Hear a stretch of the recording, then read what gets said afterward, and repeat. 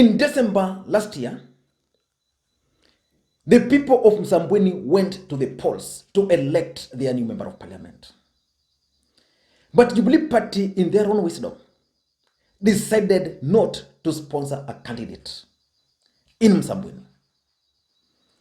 But William Samoei Ruto, in a clear act of defiance, decided to support the independent candidate, Faisal Abdallah.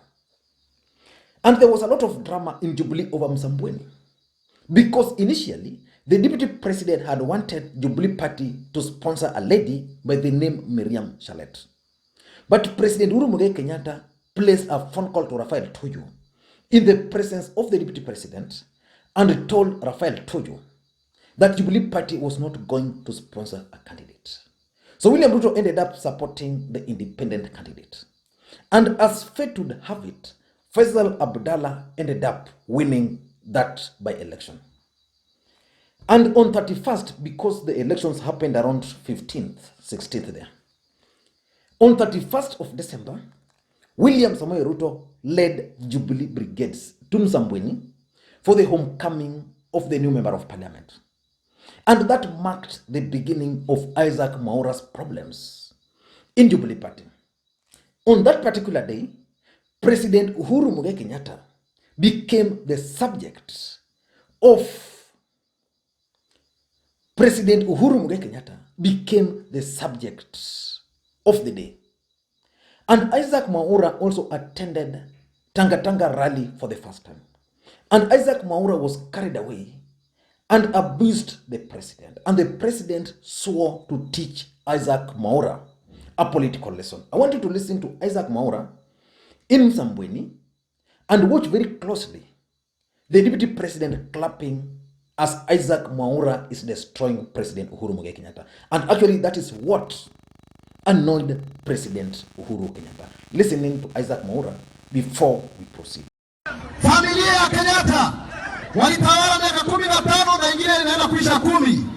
Hiyo ni miaka 50. Tunasema imetosheka hiyo, tusonge tujipange kama vijana. Ama namna gani?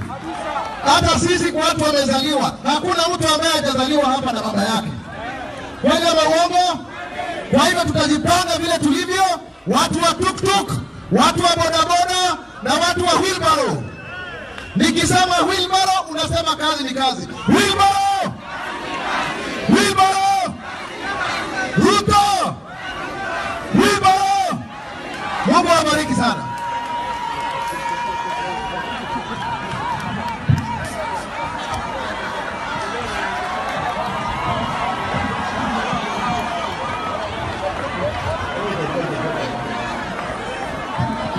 Haya, nataka ngoja.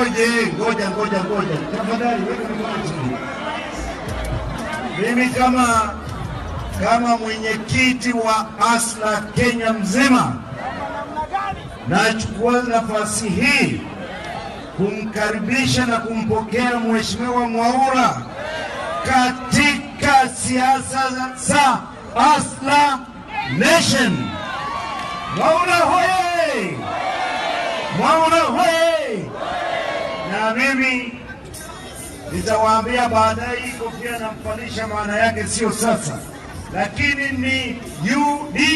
Mimi nafurahi sana Mheshimiwa Deputy President William Ruto kwa sababu ya vile ambavyo umeweza kuonyesha kwamba the time ya kumaliza siasa za second liberation, wewe umetusaidia kutukomboa kwa hiyo minyororo.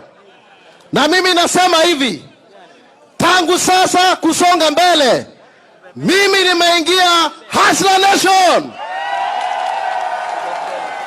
Mimi nataka kuwa na vijana wenzangu.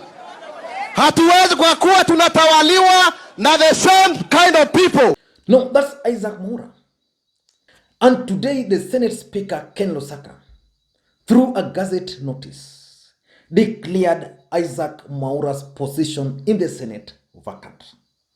Which means from today moving forward, Isaac Mwaura is no longer a member of parliament. He is no longer a member of the Senate. But why do you think President Uhuru Kenyatta decided to teach Isaac Mwaura a political lesson? Na jana nilisikia kule Mululu watu wakiongea kuhusu hiyo maneno, na mimi nasema kwamba mimi ni mtu mdogo sana, mdogo sana. Kwa Wakenya hao wote mimi ni mtu mdogo. Hata wale watu ambao nawakilisha ni watu ambao ni wanyonge. Lakini wakati tunaongea hii maneno, tumefundishwa kama Wakristo kusema ukweli. Kwa sababu nikisikiza ground yangu ya Ruiru, hivyo ndio watu wanasema. Watu walemavu wanasema hivyo.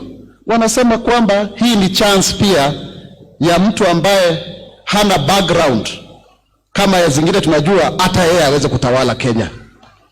Na mimi najua kabisa, mniombee sana, kwa sababu kama vile ambavyo Malala alisema kule jana, na Mheshimiwa Rigathi amesema, sasa fimbo ndio inatayarishwa. Mniombee sana, mimi ni mtoto wenu, kwa sababu kusema yale maneno ambayo tunajua ni ya ukweli. The Bible says the truth shall set you free.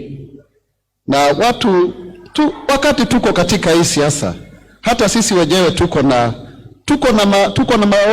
na maono makubwa sana.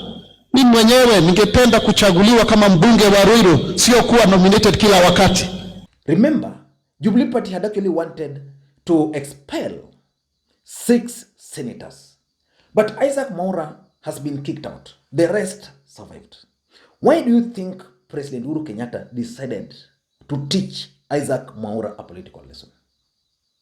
In my considered opinion, the president decided to teach Isaac Mwaura political lesson because of 4 reasons. Number 1, President Uhuru Kenyatta took it personal when Isaac Mwaura decided to start attacking him and attacking the family. There's one thing which President Uhuru Kenyatta doesn't entertain: attacking his mother, attacking his family. The president would rather you attack him as Uhuru Kenyatta and not involve the family. Isaac Mwaura was carried away on that day and he attacked the president. Remember, Isaac Mwaura comes from Kiambu County. That's the home county of President Uhuru Kenyatta. Uhuru Kenyatta is on record as reminding Kenyans that Isaac Mwaura was nominated courtesy of his own votes. I want to ask you a question. In the last parliament, Isaac Mwaura was nominated in ODM party. Do you think Isaac Mwaura deserved nomination in Jubilee Party after joining Jubilee Party almost towards last minute? Of course, in ODM, he worked so hard and he deserved the nominations. But what about in Jubilee? Probably President Uhuru Kenyatta intervened because he comes from Kiambu County. Number 2, President Uhuru Kenyatta also attended the wedding of Isaac Mwaura as the chief guest. So basically, the president expected a bit of respect from Isaac Mwaura. So the president took it personal.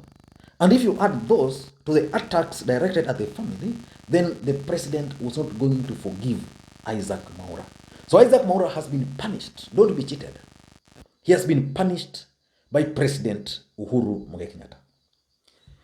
Number 2, President Uhuru Kenyatta has also punished Isaac Mwaura for defecting to Tanga Tanga. Anybody in this country who is associated with the deputy president is getting it rough with the President Uhuru Kenyatta. That's the honest truth.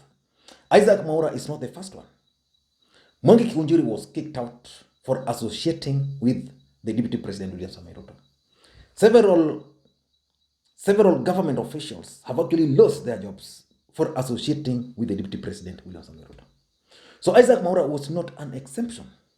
And the mere fact that Isaac Mwaura comes from Kiambu and he was becoming so vocal in his support for the deputy president, he was not going to survive. And that's why the president reminded everybody that Isaac Mwaura was nominated because of his own votes. Because if you ask me, Isaac Mwaura did not win any votes. It is President Uhuru Kenyatta who was elected, and because he was elected, Isaac Mwaura found himself at the Senate. If you're nominated, then you are supposed to serve at the mercy of the party.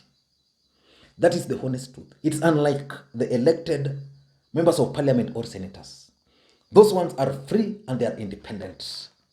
But if you are not elected, you just have to toe the line.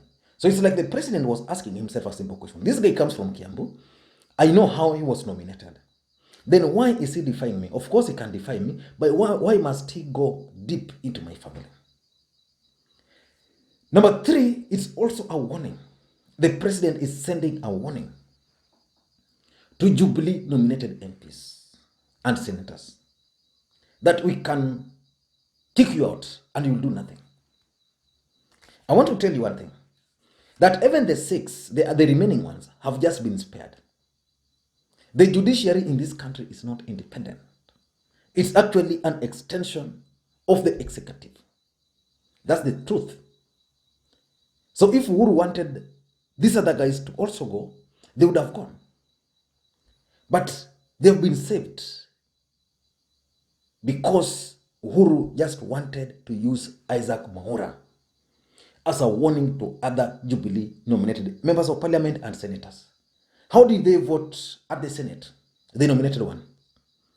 Omanga voted no. Let us wait and see what is going to happen to Millicent Omanga after the no vote, after the no vote at the Senate, because she is actually a nominated senator. Number 4, why Uhuru Kenyatta decided to sacrifice Isaac Mwaura is Isaac Mwaura's contribution to Jubilee Party. President Uhuru Kenyatta struggled with Jubilee Party. He started it with the likes of David Murathe, with the likes of Justin Muturi, Jem Buturi, Bruce Odhiambo. And then Isaac Mwaura is coming from nowhere, from ODM, who was opposing him, who was abusing him to get nominated. Then he decides to nominate Isaac Mwaura through Jubilee. And then Isaac Mwaura is still standing on a podium to abuse him. So the president was probably questioning the contribution of Isaac Mwaura to Jubilee, because the president believes probably that there are some more qualified or deserving Jubilee members who can win the seat. I mean, who can serve in those seats. And lastly, I think it's about the Building Bridges Initiative process. The removal of Isaac Mwaura was completed on the 7th. By 7th, it was a done deal. The Gazette notice came today. Probably the speaker just read it a bit late, but I'm certain probably it was published at night, so that by the time the senators were going to parliament, the nominated senators were going to know how they were expected to vote. So it's all about the Building Bridges Initiative process. The BBI is going to go down with so many people. The president has taken the BBI process personally. That's why he even called Orengo, and Orengo voted yes in parliament, despite opposing the BBI. I don't know what you think. But do you think Isaac Mwaura can actually be saved? Because he went to Orengo, and Orengo has announced that he's going to offer legal services to him. Do you think President Uhuru Kenyatta is right in removing Isaac Mwaura from the Senate? Because let's face it, these political parties have their owners. Jubilee is owned by Uhuru Kenyatta, ODM is owned by Raila Odinga, and UDA is owned by the Deputy President, William Samoei Ruto.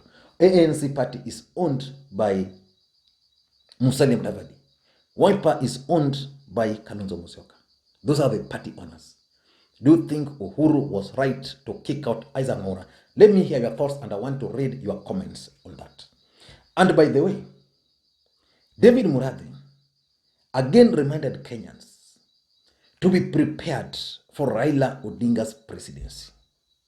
Is it possible that Raila Odinga is the secret candidate President Uhuru Kenyatta is going to support in 2022?